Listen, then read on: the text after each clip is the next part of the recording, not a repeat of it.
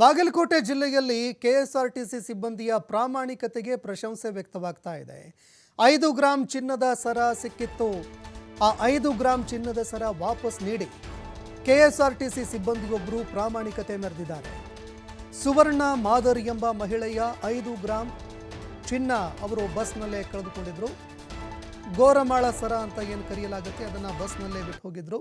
ಇಳಕಲ್ ಘಟಕದ ಚಾಲಕ ನಿರ್ವಾಹಕ ಈ ಒಂದು ಸರವನ್ನು ಅವರಿಗೆ ವಾಪಸ್ ಮರಳಿಸಿ ಪ್ರಾಮಾಣಿಕತೆ ಮೆರೆದಿದ್ದಾರೆ.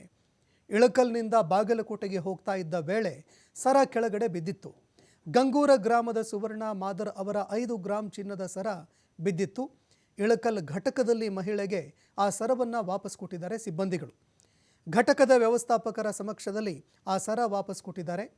ಇನ್ನು ಕೆಎಸ್ಆರ್ಟಿಸಿ ಸಿಬ್ಬಂದಿಯ ಈ ಒಂದು ಪ್ರಾಮಾಣಿಕತೆಗೆ ಸಾರ್ವಜನಿಕರಿಂದ ಒಂದು ಮೆಚ್ಚುಗೆಗೆ ಪಾತ್ರವಾಗ್ತಾ ಇದೆ.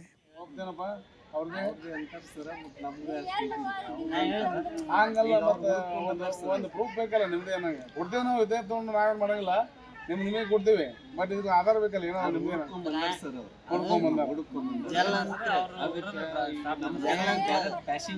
ನಮ್ಮವರು ಏನು ಮಾಡಲ್ಲ. ಒಂದು ನಟ್ಟು ಕೆಳಗಡೆ ಬಿದ್ರು ಎಲ್ಲಿ ಹೋಗಲ್ಲ.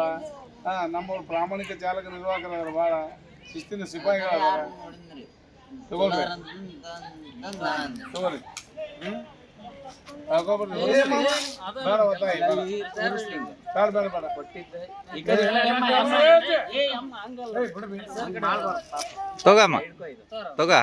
ಹುಷಾರು ಇನ್ ಮ್ಯಾಗ ಹುಷಾರ